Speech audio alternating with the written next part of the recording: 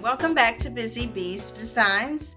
I'm Ann Evelise, and on this channel we're going to talk about crochet and crochet designs. We also talk about prayer shawls and spending time with the Lord and maybe some travel. But this series is going to be a little something special, as if you had watched the part one of our series, you would see that we're doing a different thing. We're doing a crochet corner to corner blanket. And so if you would like to join us and do this project, feel free to do so. And you can go back and watch part one and then come back and watch this one again and start this blanket project with us. So thanks for joining me. And how is everybody doing today? I hope you all are doing great. We are enjoying beautiful weather here and just enjoying the sunny days and the warm days that we're having. So if you had watched part one, then you would know that the first flower that we worked on was the crocus, and we started at the corner here and used this yarn to depict the crocus flower, the different colors of the crocus flowers.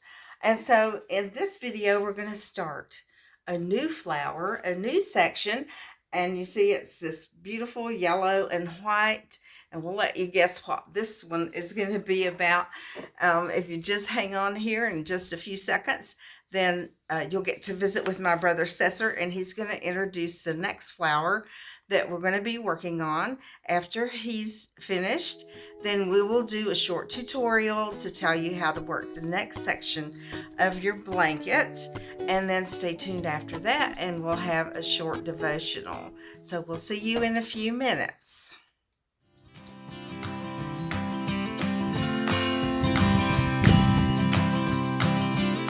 Hello everyone, Cesar here again with Garden Dreams and Other Things.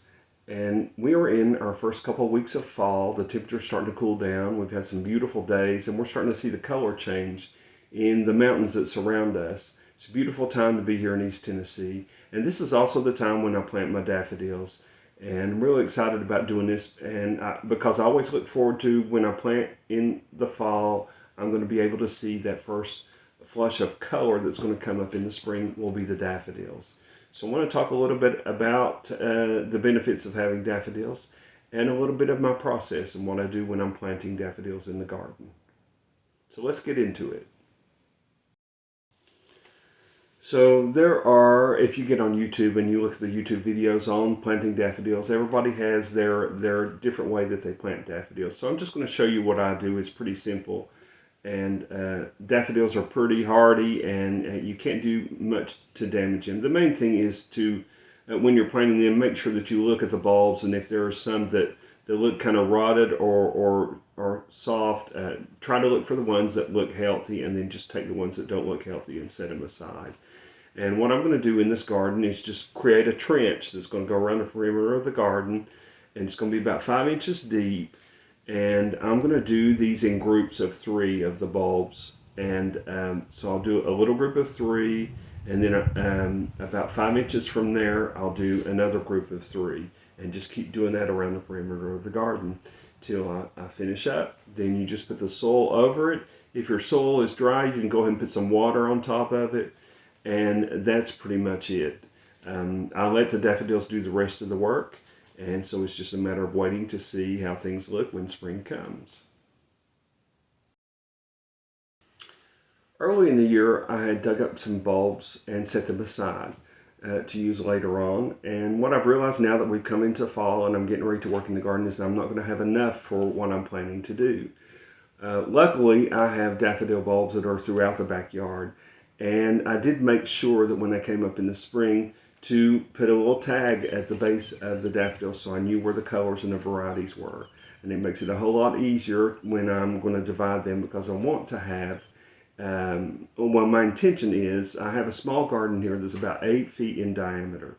And I have a few daffodil bulbs that are planted there, but not enough. And what I want to do is take all the light yellow daffodil bulbs that I have and put them around the perimeter of that. so that in the spring, when that all comes up, I'll have that beautiful border of light yellow. Now inside of that space, I've got a crepe myrtle in the center, but I'm going to have some space where I can do plantings in the spring and in the summer and the fall. But what it will give me is that beautiful yellow color the first thing in the spring. And that's one of the things that I'm looking forward to enjoy seeing when spring comes next year. Here in East Tennessee, you can start to see the daffodils come up in February, and they'll bloom in March and April. Now, if we have a mild winter, they may come up early and they may bloom early. And sometimes we'll have a snow at that time because it's early spring, and you'll see about 2 or 3 inches of the daffodil leaves sticking up. You'll have that beautiful green in the midst of the white, something really beautiful to see. There are many varieties to choose from. You'll see that when you go shopping for daffodils. And I only have 4 right now, 4 color combinations in my garden. But as time goes on, I look to add more to the garden, and I just have to find the areas where I want to specifically put those. And daffodils are great to have in the garden for many reasons, but the main thing is that they're easy to grow and they're low maintenance. I really don't do anything with my daffodils except plant them, and then as they grow each spring, if the area starts to fill up too much, I'll divide and move them to other areas. I've never had to add fertilizer or do anything in regards to any kind of insects or pests that are attacking daffodils. They're very resilient, and they are just great. If you're the kind of person that doesn't want to fool with plants, daffodils are great to have in your garden. Not to only mention that, they're great for the heart and the mind, and especially for somebody who doesn't enjoy winter, and you see that beautiful color coming up in early spring. It really kind of gets you excited about the year and makes you look forward to what you're going to plant, and that's what it does for me. So if you're that kind of person, then you need to take a look at daffodils and put those in your garden. Thank you for joining me, and we'll see you next time.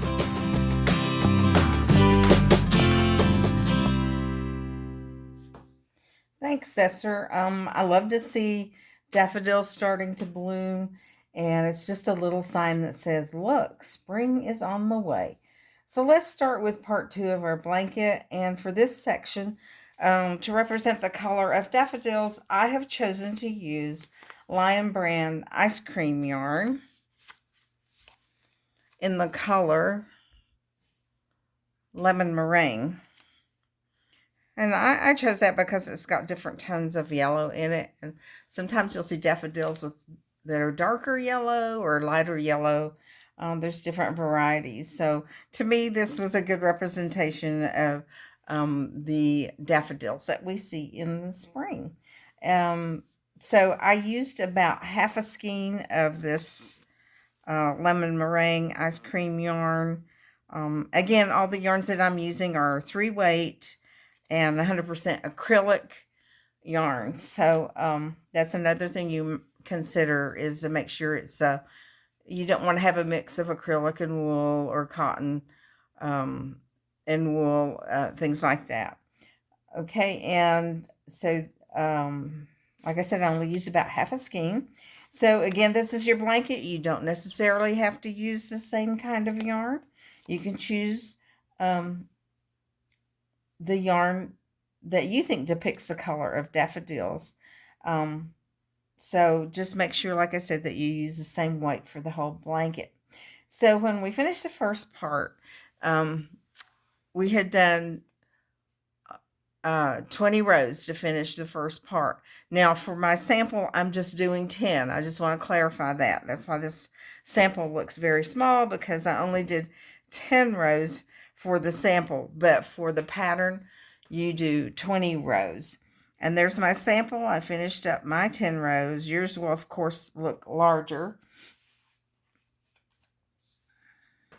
Okay, and again, we're just doing the same stitches that we did last video, and I'm just going to go over 1 or 2 rows really quick. I had finished my row and cut my yarn, and now I'm just going to tie that off. And you can choose whether you want to weaving your ends now, or if you want to do it later, that's fine. It's however you would like to do it. Some people like to just wait to the end and do it all at once. I usually do that. I don't know. It depends on what mood I'm in. I guess we're all like that. Okay, and so I'm going to attach where I tied off. I'm going to attach my yarn there, and you guys, you have your own way, I'm sure, of attaching your yarn to start your next row. Some people do a slip knot. I'm just going to pull this through like that. Okay, and I'm going to yarn over and just make one chain with both of those threads. And then I'm going to do 3 chains like we did before to start. And turn your work. Let's get those threads over there. Let me make sure I'm in the center there. Okay. And again, to start off, you're going to insert your hook between the first and the second double crochet and make 2 double crochets. And just a reminder, we start every row like that. And then we're going to skip 2 double crochets, and in the space here, you're going to work 3 double crochets. 1, 2, 3. Next space, 3 double crochets. It's just repeat, repeat, repeat. You can do this while you're watching TV. Although sometimes when I watch TV, then that's when I make mistakes. I have to be concentrating on stuff. Sometimes I'll put on an audiobook and listen to an audiobook while I'm crocheting. That, to me, is less distracting than trying to watch TV. But, you know, we're all different. We all have different things we like to listen to. Sometimes I'll put worship music on. Christmas time, I like to listen to Christmas music. Just depends on what's the flavor of the day. Okay, our first row here. And I'm going to have 11 groups, but you will have 21 groups in your first row, because that's row 21.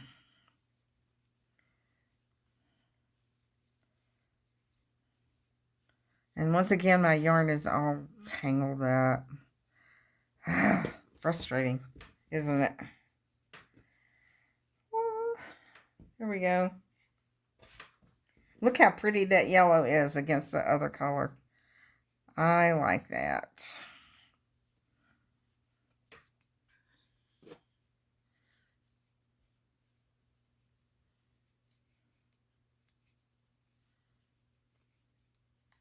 Two more, and we're at the end of this row. Well, for me. Okay, again, just a reminder, at the end of the rows always end the same. Go in between the next to the last and the last double crochet and work your group of 3 double crochets. 1, 2, 3. All right, there's our first row of our next color. Now, you'll see sometimes this looks like, let me lay this right there. It may look like that it's bowing out a little bit, but it eventually works its way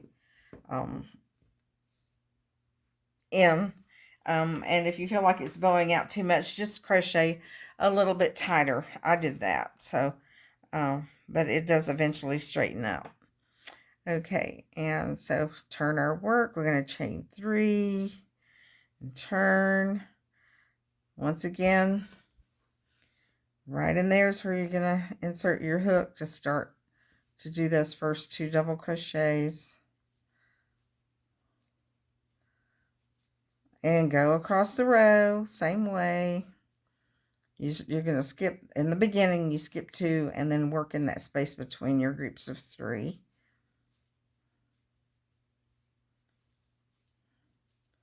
Skip 3, work in that space, a group of 3.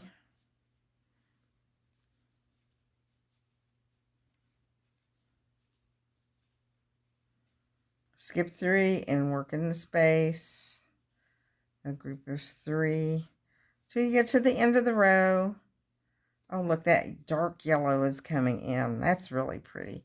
I love using variegated yarns for this, even though some people might look at it and say, ooh, that's very busy, but I don't know. I like all the color variations.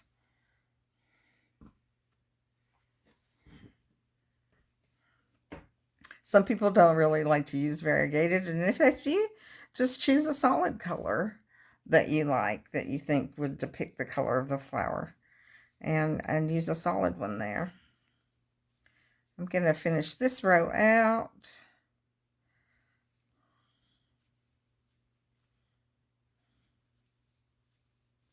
I hope that you're having a good day today.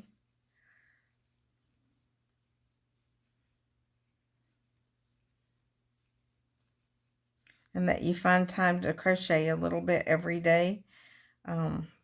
That's always something I like to sit at the end of my day. When I was working, then I would come home, and at the end of my day, I would just sit and crochet for a while. Just to chill, work off your stress and tension, and to sit and think about other things. Think on lovely, beautiful things.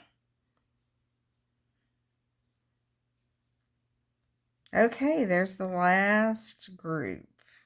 All right, there I've got 2 rows on there. That yellow is so pretty. I really like that.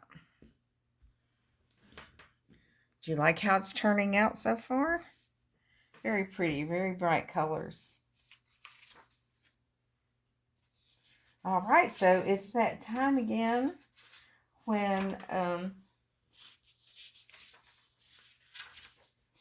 we just take time for a little devotional, and I want to invite you to join me for that.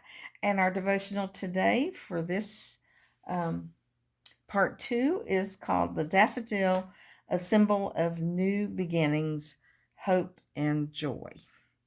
I hope you've been enjoying our times together, and that you're enjoying doing this blanket. It's not a difficult thing, and it's an easy thing to do, and super simple. So I will see you next time when we come back for part 3, and we'll see what flowers Cesar's going to talk about. Either he has it in his garden, or it's something that grows in the area that he lives in, that flowers that he enjoys going to see. And he might even take us out on a little to visit different places, which I'm looking forward to. I like to see pictures of different areas and different flowers.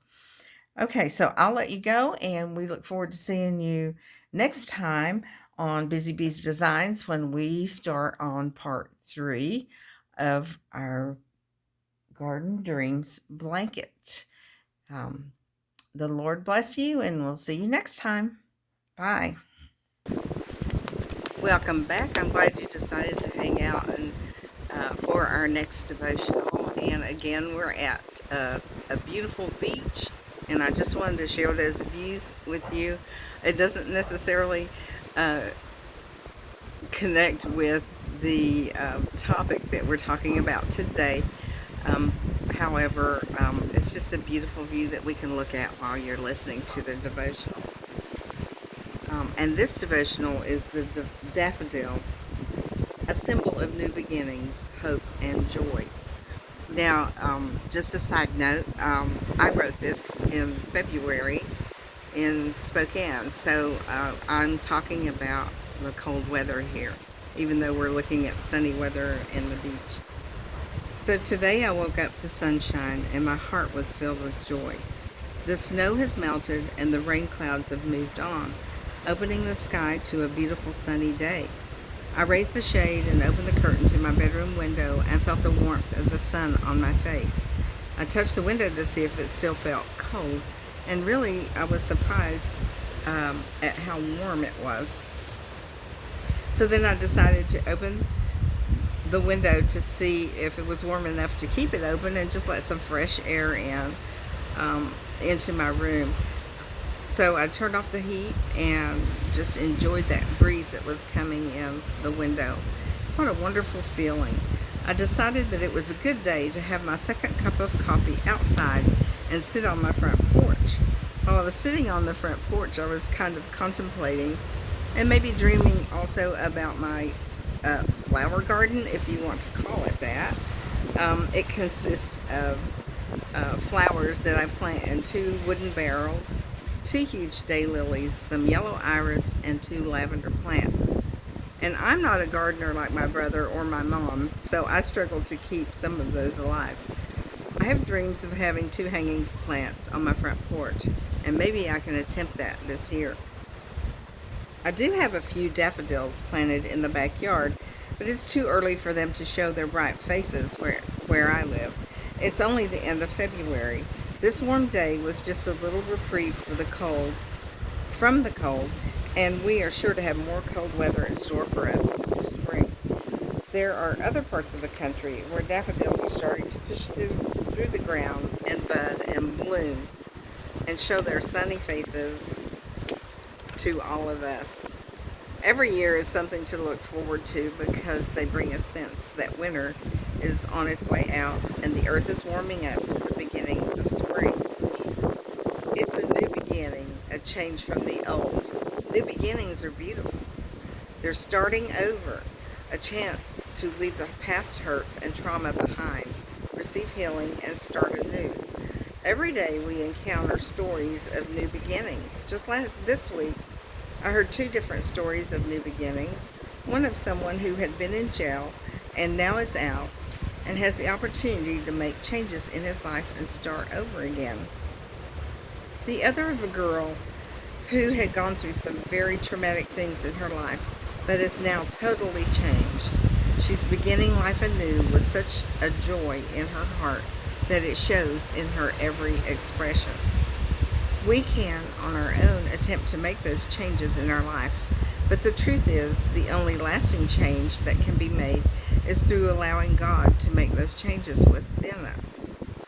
As spring approaches and you see the changes in nature taking place around you, I encourage you to look within and contemplate about what changes you need in your life. Then ask God to make those changes within your heart and your life. You too can experience the joy, hope, and new beginning that only He can bring. Now, I have 3 scriptures that I want to share with you. The first one is from Romans 15:13. May the God of hope fill you in all the joy and peace as you trust in Him, so that you may overflow with hope by the power of the Holy Spirit. The next one is Jeremiah 29:11. For I know the plans I have for you, declares the Lord, plans to prosper you and not to harm you, plans to give you hope and a future. Then you will call on me and come and pray to me, and I will listen to you. You will seek me and find me when you seek me with all your heart. 2 Corinthians 5:17 says, Therefore, if anyone is in Christ, the new creation has come. The old is gone, the new is here. May you enjoy the beautiful sunshine and early warm days and plant hope, joy, and new beginnings in your garden.